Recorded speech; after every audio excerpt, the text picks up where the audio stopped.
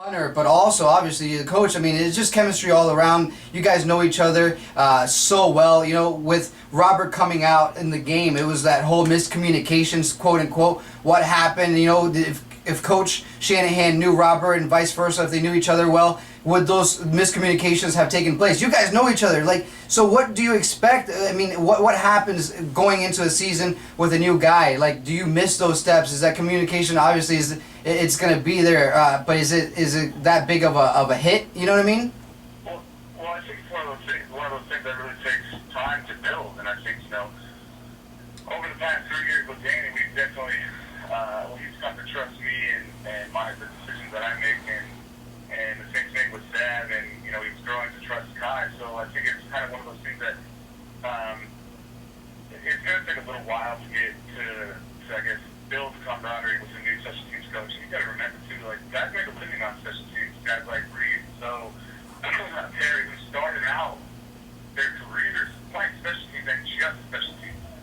So it'll be interesting, I think, to see whoever they decide to hire, how they come in and because every special teams coach, every coach in this league has their guys. So it'll be interesting to see the roster moves that we make in the near future, and hopefully the core special teams unit that we've had over the past few years is still intact. Yeah, Nick, and this is Coleman Bacon here joining Darwin. I just wanted to get your take on the Super Bowl coming up. Who do you like this weekend, and why? Is there any particular reason? Maybe you want to throw in a little tidbit on the special teams. I know Ravens got a good returner there in Jacoby Jones. Maybe even how do you think special teams is going to play into that game? Well, I think special teams is going to be huge. San Francisco's got a phenomenal punter in Italy. He's got a giant leg, so it'll be interesting, I think, with as electrifying of a returner as Jacoby is, to see his face. And outkids his coverage quite a bit, so when you give a returner like that quite a bit of room, that's when they're at their best. I think especially is going to play, especially punt return is going to play a huge role in this game. So I don't know. I think I don't want to make a prediction, but I'd like to see San Francisco win it. Okay, yeah, and That's about as much as yeah, and just going back to the special teams part there real fast. I know kind of in the playoffs, 49ers actually brought in Billy Cundiff to give Akers a little competition in the kicking game. What does that kind of do to a special teams unit? How does that kind of play a role when one guy's getting pushed, maybe some of the other guys are kind of just trying to keep that, teamwork mentality the same way? What's your kind of take on that? Well, I think, in this business, you all understand that it is a business, and it's not performing, then, a lot of times you don't have a job. So, from a player standpoint, we understand what the coaches are doing, and then, when they bring in another guy to try and light a fire under you, because they don't want, coaches never want to, especially when, if guys are, miss a few kicks here and there, or whatever the situation may be, a lot of times they don't want to just cut the guy. They want to get him back to his former self. So sometimes that's what it takes is a little healthy competition. I know that happened with me in the past when they brought in James Durst. It was earlier in the year in preseason, but it was still competition. All it did was make me work harder to prove my worth to the rest of it. So I think it did the same thing for David. When they brought Billy in, but I think it was good for them. He's been playing really well. You're listening to Cliff Sports Radio. We're joined by Washington Redskins long snapper Nick Sundberg. Now, Nick, before we let you go, you are a restricted, I believe, correct me if I'm wrong, buddy, restricted free agent. What does that mean to you? Like, what are you going to, do you do anything in the off season? Do you have to tackle this talk? Do you have to meet with your agent? Now going with a new special teams coach, like, does this mean anything to you, basically, or nothing? Yeah, it means a lot, actually. Getting these special teams coach really threw a wrench into things, so we'll kind of see how things play out here in the near future. I guess we're in negotiations, I guess you could say, with the Redskins right now, trying to figure out trying to work out a contract, but, these things take time. It's the first time I've ever been a part of anything like this before, so I'm kind of just listening to my agent and doing what kind of letting him take the reins, because he's been through this so much more than I have. So as of right now, I'm doing my regular thing, going to the gym, snapping,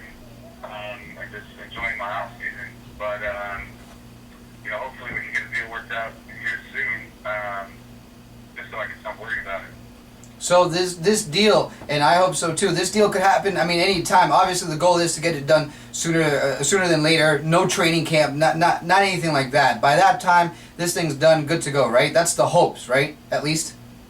Well, I was hoping it was done. I wanted it to be done before I left. Before I left Virginia, like a week after the season ended. But Gotcha. you know, a lot of these things take time and things like that. There's a lot of external factors that I have no idea about that go into stuff like this. So, you know, I'd like it to be done before OTAs so I can go to OTAs.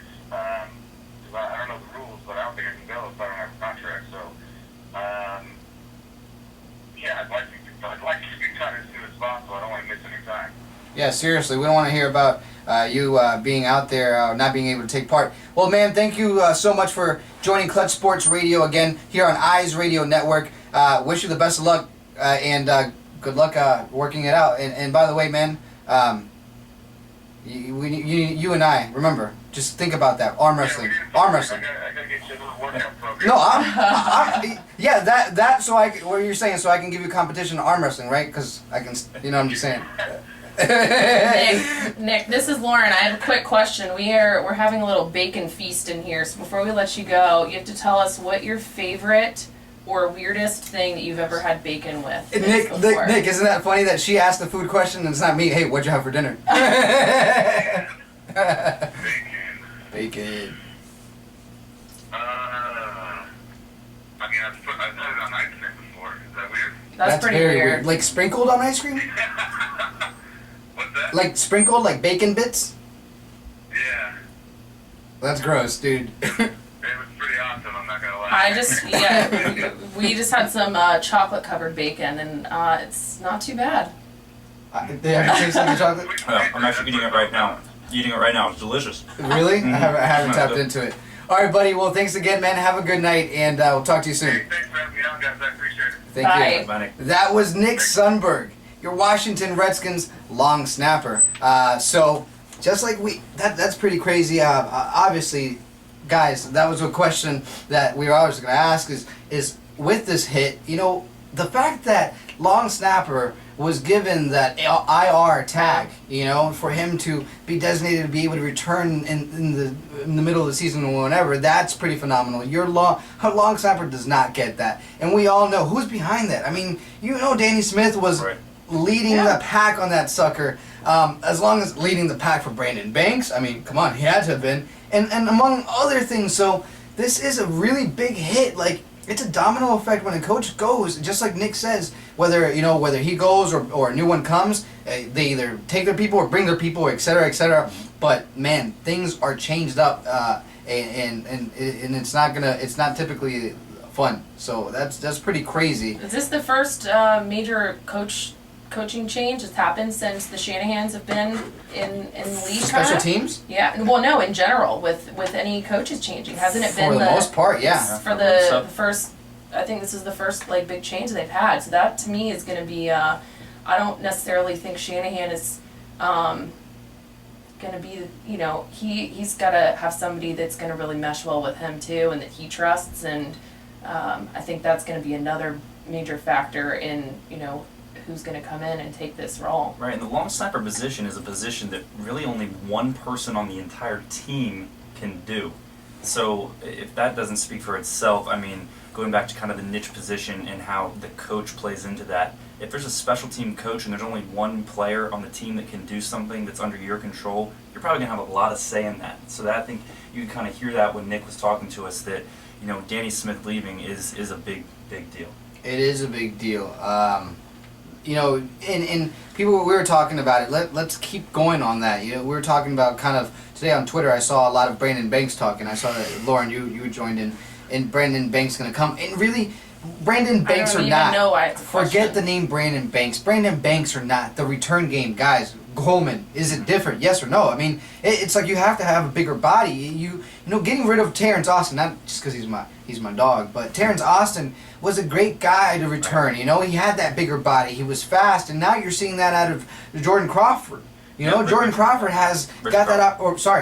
Richard Crawford. Thank you. He got that opportunity. He has not looked back. I mean, he's quick. But again, he's got that bigger body. He can take more. And you saw Brandon Banks. If you is he going to be able to be a wide receiver in preseason? And we saw him. He could not catch it. He could not do it as a wide receiver. They kept him on the 53 man. No, he not only that. He got scared. I mean, he's a little guy. It just didn't rightfully work. so. He Wasn't consistent by any means. So it made the 53-man roster for what? It's like a Rex Grossman. Brandon Banks and Rex Grossman are in the same sentence, and it sucks because both of them got a spot on the 53-man roster for what? For nothing, dude. Yeah. I liked what I saw out of Richard Crawford. What did Brandon do? No, not Brandon. Rex. What did Rex do? I don't think you can put them. He took a big. He took a big coaching spot. There was a lot. I mean, you saw even Griffin said. I mean, trust me, I agree with you that it scared me that he was even a possibility as a backup for us. But I think I don't think you can put them as a veteran that's gone to the super. You know what it is? It's like, Robert, don't do what I do. Now learn. I think that's the advice Rex Grossman, RG2 gave him. RG2, I love that RG2. Yeah. No, but Richard Crawford, I liked what I saw out of him in the preseason. I think he had an interception. I think he looked pretty good. And then coming in towards the end of the season, I think once he got on the field, he really proved himself. I mean, both defensively, I think he had a pick in a late game or in the season, and then the moment that he took that punt and almost took it to the house against the Ravens, I think Brandon Banks was pretty much watching on the sidelines and seeing his roster spot fade right there. I think that was it, and I think Richard Crawford has I don't want to say solidified, but has gone ahead and put himself as that #1 special teams guy. I went to an event and saw Richard Crawford, and I was like, who the heck is that? He was supposed to be a Redskin. I was like, did not know who he was, did not think he was a Redskin. He's like smaller than me, man. Yeah. That's fine though. I mean, pretty crazy. But he does it. The return game changed as soon as Brandon's sat the bench. I mean. Yeah. Well, also take into account that he mostly made an impact was on kickoffs. They changed the kickoff rule, I think, about a year ago, 2 years ago. And really, when he was out there, I think it actually hurt the Redskins more because he was catching the ball with his feet almost on the inline, and this is pretty much his only time to try to do something to prove his worth. And so he's bringing it out, and a lot of times he's getting caught short of the 20 and hurting their field position. So I actually think that kickoff rule, more than anything, might have actually hurt Brandon Banks the most. People are still talking about my skinny jeans. Oh. It's not skinny jeans, all right? They're just stylish jeans. They're just regular jeans, but you're that muscular that they just look like skinny jeans. Is that what it is? Thank you. Did you guys see that picture that someone that Cassie, that's in the chat box, posted on my page about friends don't let friends miss leg days? Ah, yeah. It's pretty funny. I definitely forget the leg days. This is the hardest one. They hurt, man. Who was it? Some dude. Some player yesterday tweeted that chicks should, I got this pointed out too, that chicks should do squats. Is that what it is? Yep, good for the booty. I know, Brady, you're just teasing me. They I'm just just gotta kidding. wear those Skechers shoes. I don't care. The shape ups. Yeah, that's all you have to do. Walk around, with some Taco Bell in hand, as long as you're wearing shape ups. Good to go. Brady, chicks like skinny jeans, just saying. Apparently chicks like dudes' butts. Isn't that weird? I think that's weird, but It's like chicks weird. like dudes' butt, right? Your girlfriend Coleman, I'm sure at one point is like, oh, I like your butt, Coleman. Yeah, well, and you're course. And it's kind of weird because dudes like girls' butts, and well. Yeah, that makes sense. That makes sense. Yeah. But dude. Ladies in the chat room. Be like, look at my arm. I'd be like, look at my arms. I'm gonna need some help with this. I'm working out the wrong thing at the gym right now. Flat butt guys. My chest. The only thing I know the beach is over there. what to do to make my butt bigger is to eat more of this food that we got here on the table. There you go. Dude, you haven't even tried the chicken. I haven't either. No, he has. You haven't. You're being scared. And the jalapeno. You're way behind. Jalapenos are great. Really? Our bacon wrap jalapenos. You like spicy. I've never had a jalapeno. Spicy? Jalapeno, really? No. What? Dude. Isn't it in your culture? Yeah, it's in my culture. That's hilarious. I mean, come on. Let's see. People like muscular butts. Butts aren't weird to like. I think. Okay, now these are chicks saying butts aren't